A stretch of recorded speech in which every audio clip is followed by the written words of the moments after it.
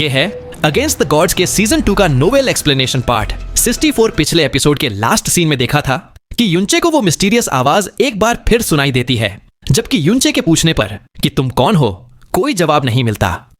Jasmine ने शांति से कहा, तुम्हें फिर से वो आवाज सुनाई दी। अगर ये तुम्हारा वहम नहीं है तो ये सिर्फ एक बेहद कमजोर रेजिजुअल सोल हो सकती है। उसे ढूंढने की जरूरत नहीं। अगर वो तुमसे बात करना चाहती है तो वो खुद ही पहल करेगी। अब आगे? फंग शुएर ने चिंता से पूछा कि क्या यहां कोई और है। युनचे ने उसे तसल्ली दी कि वो सुरक्षित हैं और उसे आराम करने को कहा। दोनों शांत हो गए और कई घंटों की भाग दौड़ के बाद आखिरकार उन्हें सुकून मिला। लेकिन तभी वो रहस्यमयी आवाज तीसरी बार गूंजी, स्काई, पॉइजन, पर्ल। और इस बार उसने जो कहा उसने युनचे को पूरी तरह से झकझोर कर रख दिया। युनचे अपना सिर उठाकर चिल्लाता है, कौन हो तुम? कहां हो? उसे पता था कि सामने वाला उसके बारे में जानता है, इसीलिए वो उसकी आवाज भी सुन सकता होगा। लेकिन पिछली बार की तरह उसके चिल्लाने के बाद सब कुछ शांत हो जाता है। तीसरी आवाज बेहद कमजोर थी, पर युनचे को एहसास हो रहा था कि इसका सोर्स ज्यादा दूर नहीं है। फंग शुएर पूछती है, बिग ब्रदर युन, क्या आपने फिर से वो अजीब आवाज सुनी? युनचे सिर हिलाकर उसे तसल्ली देते हुए कहता है, मैन, डरो मत शुएर, ये मेरा वहम हो सकता है। ये जगह इतनी पुरानी और शांत है, यहां कोई नहीं होना चाहिए। फंग शुएर धीरे से पूछती है, बिग ब्रदर युन, क्या दूसरे लॉर्ड फीनिक्स गॉड अभी भी ठीक हैं? युनचे सोचकर जवाब देता है, ठीक ही होने चाहिए। 3 साल पहले तक वो जिंदा थे। अगर तुम चाहो तो मैं तुम्हें उनसे मिलाने ले जा सकता हूं।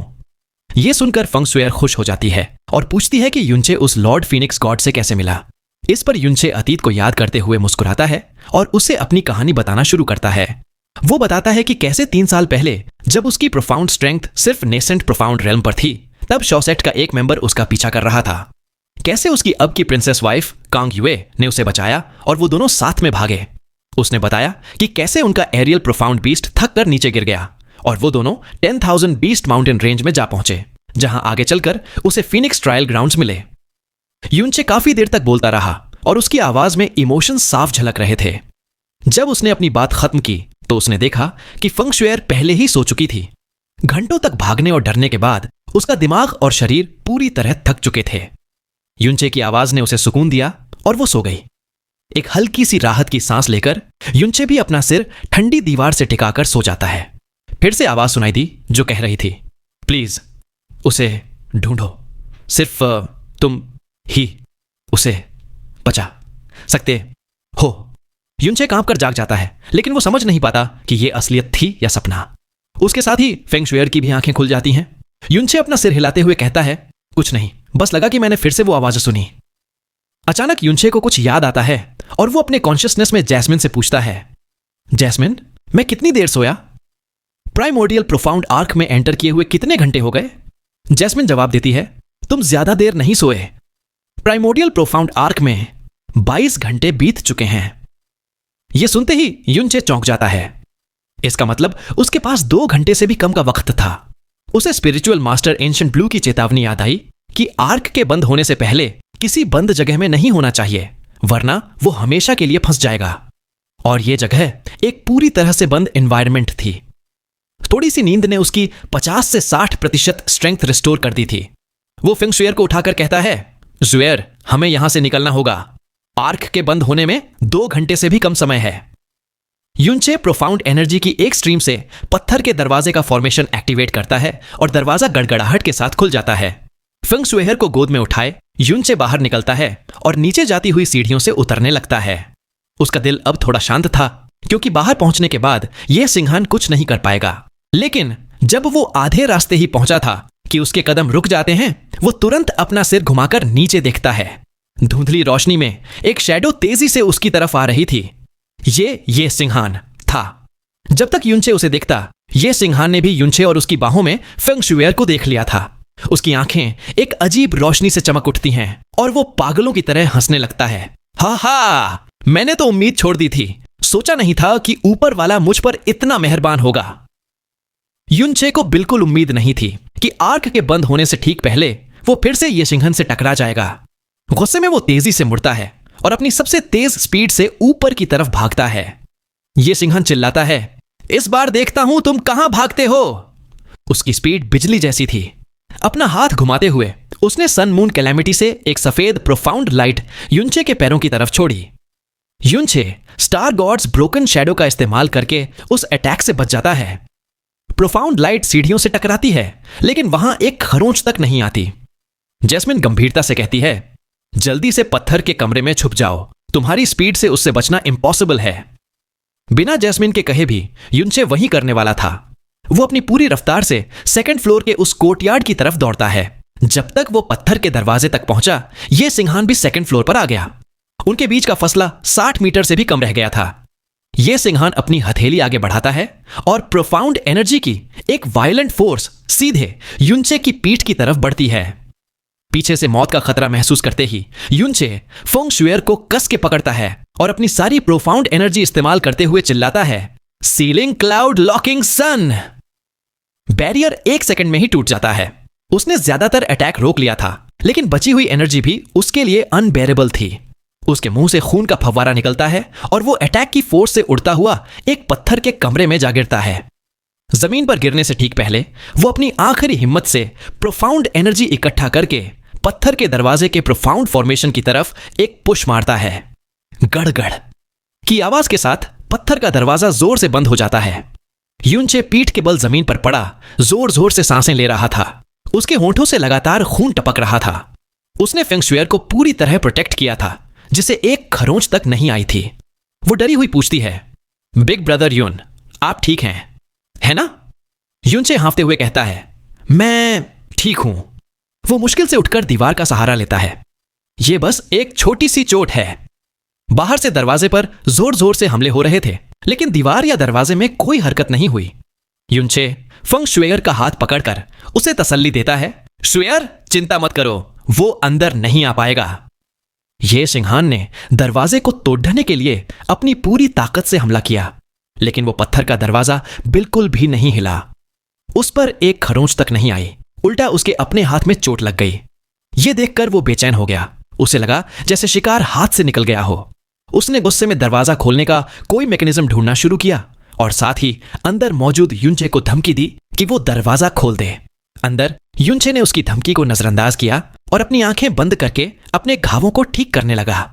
उसके पास बैठी फेंग शुएर ने चिंता से उसके चेहरे से खून साफ किया। जब कोई मैकेनिज्म नहीं मिला तो ये सिंहान ने अपनी स्ट्रैटेजी बदली। उसने युनचे को समझाना शुरू किया कि अगर वो आज बच भी गया तो सन मून डिवाइन हॉल की पूरी ताकत उसका पीछा करेगी और उसे एक जलील मौत मारेगी। युनचे जानता था कि यह सिंहान की धमकी खोखली नहीं थी। सन मून डिवाइन हॉल से दुश्मनी मोल लेना डिवाइन फीनिक्स सेक्ट से दुश्मनी लेने से कहीं ज्यादा खतरनाक। इसके बाद उसने एक लालची ऑफर पेश किया। उसने कहा कि अगर युनचे दरवाजा खोलकर फेंग शुएर को उसके हवाले कर देता है तो वो सब कुछ भुलाकर युनचे को जिंदा और सुरक्षित जाने देगा। यह एक बेहद टेम्पटिंग ऑफर था, लेकिन युनचे शांत रहा। उसने फेंग शुएर को इशारा किया कि वो ये सिंहान की बातों पर ध्यान न दे। ये सिंहान ने अपने वादे पर जोर दिया, लेकिन असल में वो अंदर से घबरा रहा था। प्राइमोडियल प्रोफाउंड आर्क के बंद होने में 2 घंटे से भी कम समय बचा था, और अगर ऐसा हो गया तो उसका सारा प्लान बर्बाद हो जाएगा। अंदर से खामोशी देखकर यह सिंहान ने युनचे पर इल्जाम लगाया कि वो खुद तो मरेगा ही, साथ में फेंग शुएर को भी ले डूबेगा।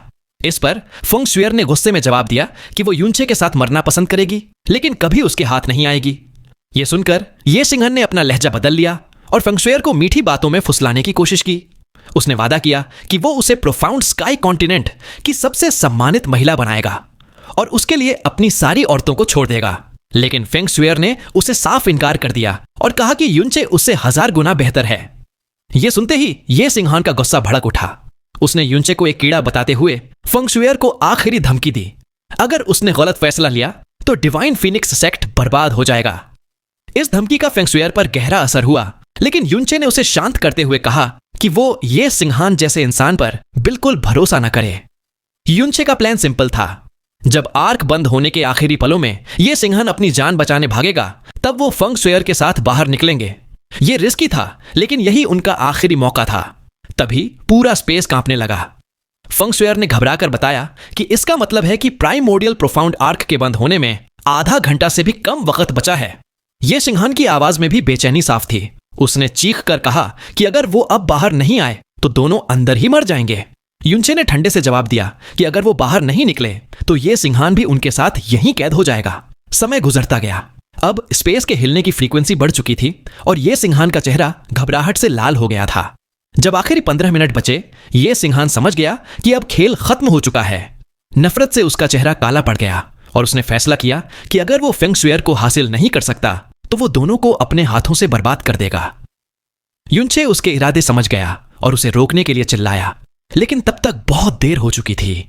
ये सिंहान ने दरवाजे के पास बने ओपनिंग मैकेनिज्म के प्रोफाउंड फॉर्मेशन पर हमला कर दिया।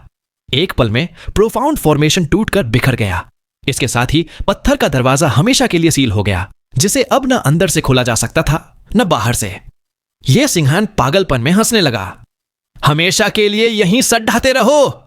चिल्लाते हुए उसने नफरत से युनचे और फेंग शुएर को देखा। उसने उनके बचने का रास्ता बंद कर दिया था, लेकिन इसके लिए उसने फेंग शुएर को पाने का मौका भी खो दिया था। इसके बाद वो अपनी पूरी रफ्तार से किले से बाहर निकल गया। यह सिंहान के भागते ही युनचे समझ गया कि उसका सबसे बुरा डर सच हो गया है। वो तेजी से उठा, अपनी ड्रैगन फॉल्ट तलवार निकाली और पूरी ताकत से पत्थर के दरवाजे पर हमला कर दिया। टक्कर की आवाज इतनी तेज थी कि उसके कान सुन्न हो गए और जबरदस्त झटके से उसके हाथ जख्मी हो गए और पुराने घाव फिर से खुल गए। वो लड़खड़ाकर जमीन पर गिर पड़ा। दरवाजे पर एक खरोंच तक नहीं आई थी। युनचे की सारी उम्मीद टूट गई। उसे इस हालत में देखकर फेंग शुएर ने उसे कस के गले लगा लिया। युनचे ने बेबस होकर माफी मांगी, लेकिन फेंग शुएर ने खुद को दोषी ठहराया, ये कहते हुए कि अगर वो उसकी रक्षा नहीं कर रहा होता तो ये सब नहीं होता। युनचे ने उसकी आंखों में देखते हुए पूछा कि क्या उसे डर लग रहा है। फेंग शुएर ने इनकार करते हुए कहा कि जब तक वो उसके साथ है उसे बिल्कुल डर नहीं। इसके जवाब में युनचे ने अपने अंदर के सारे डर बयान कर दिए।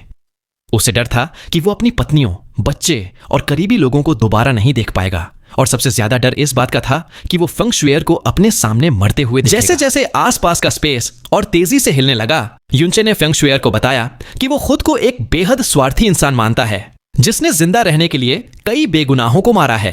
लेकिन फेंग शुएर ने इस बात पर विश्वास करने से इनकार कर दिया और कहा कि उसके लिए युनचे दुनिया का सबसे अच्छा इंसान है। उसकी साफ दिली देखकर युनचे ने कहा कि वो उसके सामने शर्मिंदा महसूस करता है और किसी भी कीमत पर उसे यहां मरने नहीं देगा। यह सुनकर फेंग शुएर के दिल में सुकून था। मौत के सामने भी वो शांत थी, क्योंकि वो उस इंसान के साथ थी जिस पर वो सबसे ज्यादा भरोसा करती थी। तभी युनचे की आंखों में एक दृढ़ निश्चय चमका। उसने अपनी उंगलियों से फेंग शुएर के माथे को छुआ और world ode of the phoenix के 5वें और 6ठे स्टेज के प्रोफाउंड फॉर्मूलास उसके दिमाग में ट्रांसफर कर दिए। ये वो स्टेजेस थे जिसे डिवाइन फीनिक्स सेक्ट 5000 सालों से हासिल करने की कोशिश कर रहा था। उसने फेंग शुएर को आने वाले खतरे के बारे में चेतावनी दी। उसने बताया कि 4 ग्रेट सेक्रेड ग्राउंड्स को अब फीनिक्स गॉड के न होने का यकीन हो गया है और वो जल्द ही डिवाइन फीनिक्स सेक्ट पर हमला करेंगे। युनचे ने उससे वादा लिया कि चाहे कुछ भी हो जाए, वो अपनी सुरक्षा को सबसे ऊपर रखेगी, भले ही उसे अपना सेक्ट छोड़कर भागना पड़े। दोनों ने एक पिंकी स्वेयर करके ये वादा सील किया। इसके बाद युनचे ने श्यायुअनबा का दिया हुआ ट्रांसपोर्टेशन जेड अपने गले से निकाला और फेंग शुएर के गले में पहना दिया। उसने वादा किया, 3 साल बाद मैं शुएर को ब्लू विंड नेशन के snow region of extreme ice में एंडलेस स्नो दिखाने ले जाऊंगा। 3 साल बाद शुएर, क्या तुम वहां मेरा इंतजार करोगी? प्राइमोर्डियल प्रोफाउंड आर्क अब बंद होने के आखिरी पलों में था। फेंग शुएर को एक अजीब बेचैनी महसूस हुई। इससे पहले कि वो कुछ समझ पाती, युनचे ने पिंग की आवाज के साथ उस ट्रांसपोर्टेशन जेट को तोड़ दिया। एक प्रोफाउंड फॉर्मेशन ने तुरंत फेंग शुएर को घेर लिया। उसे एहसास हुआ कि युनचे क्या कर रहा है। युनचे के आखिरी शब्द थे, ज्वेर, मेरा इंतजार करना। फेंग शुएर ने चीखते हुए उसे पकड़ने की कोशिश की, लेकिन उसका शरीर पहले ही धुंधला होकर दूर जा रहा था। उसकी दर्दनाक चीख के साथ युनचे का चेहरा उसकी नजरों से ओझल हो गया। और ये वो आखिरी शब्द थे जो फेंग शुएर ने कहे थे, बिग ब्रदर युन। नहीं, स्पेस पूरी तरह से बिखर चुका था। युनचे ने अपनी आंखें बंद कर लीं। अगले ही पल प्राइमोर्डियल प्रोफाउंड आर्क का पूरा स्पेस टुकड़े टुकड़े हो गया। अनगिनत स्पेशल क्रैक्स ने युनचे के शरीर को एक झटके में चीर दिया और वो खून से लथपथ हो गया। उसी वक्त डिवाइन फीनिक्स सिटी के ऊपर नीले आसमान से प्राइमोर्डियल प्रोफाउंड आर्क हमेशा के लिए गायब हो गया। एंशिएंट ब्लू, फेंग हेंगकोंग और दूसरे लोग प्राइमोर्डियल प्रोफाउंड आर्क से एक साथ बाहर निकाल दिए गए। उनका इंतजार कर रहे एल्डर्स और प्रिंसेस उनकी तरफ दौड़े। फेंग हेंगकोंग ने तेजी से आसपास देखा, लेकिन 2 सबसे जरूरी लोग, फेंग शुएर और ग्रेट एल्डर, गायब थे। स्पिरिचुअल मास्टर एंशिएंट ब्लू ने शांति से कहा कि उनका डिसाइपल भी अभी बाहर नहीं आया है और अलग पोजीशंस की वजह से समय में फर्क हो सकता है। ये सिंहान भी वहीं था। उसका चेहरा थोड़ा उदास था, जबकि जी केनरू बेपरवाह दिख रहा था। तभी फेंग सिचन ने खबर दी कि शायुअनबा 4 घंटे पहले ही बाहर आ गया था और बेहोश है। उसके शरीर से प्रोफाउंड एनर्जी बिल्कुल गायब थी, जैसे उसे क्रिपल कर दिया गया हो। यह सुनकर यह सिंहन समझ गया कि सिचुएशन बिगड़ गई है। उसे लगा था कि फंग फेयान की मौत और युनचे फेंगशुएर के गायब होने के बाद जी केनरू के अलावा कोई सच नहीं जानता। लेकिन अब शायुएनबा जिंदा था, जिसे उसने एब्सोल्यूट मोनार्क सैंक्चुअरी के एक रेयर ट्रांसपोर्टेशन जेट से बचने का अंदाजा लगाया। तभी एक प्रोफाउंड लाइट चमकी और फंग स्वेयर एक ट्रांसपोर्टेशन फॉर्मेशन से बाहर निकली। उसे देखते ही यह सिंहन के चेहरे पर हैरानी और खुशी का अजीब मिलन दिखा। फंग स्वेयर चुपचाप खड़ी आसमान को देख रही थी, जहां से प्राइमोर्डियल प्रोफाउंड आर्क अभी अभी गायब हुआ था। उसके गालों पर आंसू बहने लगे और वो सिसकते हुए युनचे का नाम लेने लगी। फिर वो बेहोश होकर गिर गई। फंग हैंगकांग ने उसे पकड़ते हुए उसके शरीर पर फिनिक्स सीलिंग इंप्रिजनमेंट फॉर्मेशन को महसूस किया और उसका गुस्सा 7वें आसमान पर पहुंच गया। उसने तुरंत अपनी फिनिक्स फ्लेम से उस फॉर्मेशन को तोड़ दिया। होश में आने पर फंग स्वेयर ने ये सिंहान को देखा और चीखने लगी, ये तुम हो, तुमने ही बिग ब्रदर युन को मारा है। उसके अंदर से पहली बार इतनी नफरत और किलिंग इंटेंट निकलते देख फंग हैंगकांग हैरान रह गया। स्पिरिचुअल मास्टर एंशिएंट ब्लू ने अपने शब्दों से फंग स्वेयर को शांत किया, लेकिन उसका दुख कम नहीं हुआ। उसे एहसास हो रहा था कि उसकी आजादी युनचे की जिंदगी की करीमत पर मिली है। टूटे शब्दों में उसने सब कुछ बता दिया, कैसे ग्रेट एल्डर ने उन्हें धोखा दिया, ये सिंहन ने उसे पाने की कोशिश की और कैसे युनचे ने अपनी जान देकर उसे बचाया। सच सुनकर फंग हैंगकांग का गुस्सा और नफरत हद से पार हो गई। उसने ये सिंहन से जवाब मांगा। यह सिंहन ने बेशर्मी से कहा कि उसने ये सब फेंग स्वेयर के लिए प्यार में किया। जब फंग हैंगकांग ने उसे मारने की धमकी दी तो यह सिंहन ने हंसकर कहा कि डिवाइन फिनिक्स के बिना डिवाइन फिनिक्स सेक्ट उनके सन मून डिवाइन हॉल के गुस्से के आगे 1 महीना भी नहीं टिकेगा। उसने खुलासा किया कि उसे फिनिक्स गॉड की मौत के बारे में ग्रेट एल्डर फेंग फेयन ने ही बताया था। यह सुनकर डिवाइन फिनिक्स सेक्ट के एल्डर्स और डिसाइपल्स के पैरों तले जमीन खिसक गई। उनका विश्वास, उनका सहारा सब बिखरने लगा। उन्हें यकीन नहीं हो रहा था, लेकिन फेंग हैंगकांग की खामोशी उनके डर को बढ़ा रही थी। यह सिंहन ने ताना मारते हुए कहा कि फिनिक्स गॉड के बिना उनका सेक्ट कुछ भी नहीं है और उसकी नजर फेंग श्वेयर पर होना उनके लिए एक वरदान है। सभी एल्डर्स ने घबराहट में फेंग हैंगकांग से सच पूछा। जब फेंग हैंगकांग कुछ कहने ही वाला था, तभी आसमान से एक पावरफुल आवाज गूंजी। कौन नीच जूनियर इस गॉड की मौत के बारे में झूठ फैलाने की हिम्मत कर रहा है? इस आवाज के साथ एक बाउंडलेस ऑरा नीचे उतरा, जिसने सबको हिलाकर रख दिया। यहां तक कि एंशिएंट ब्लू जैसे ताकतवर इंसान को भी अपनी हैसियत एक रेत के कण जैसी लगी। फंग हैंगकांग ने हैरानी और एक्साइटमेंट से ऊपर देखा। आसमान में 2 विशाल गोल्डन आंखें धीरे धीरे खुल रही थीं। वीडियो को लाइक करके, चैनल को सब्सक्राइब करके हमारी छोटी सी फैमिली का हिस्सा बन जाइए, अगर ऐसे ही और वीडियोस देखनी है तो। साथ ही अगर आपके दोस्त भी इस तरह की वीडियोस में इंटरेस्टेड हो तो उन्हें शेयर भी कर देना।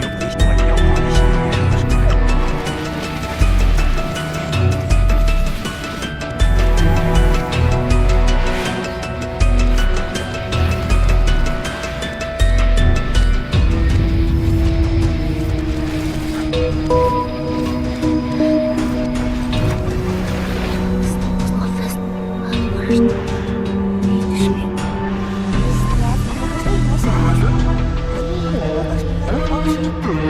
you.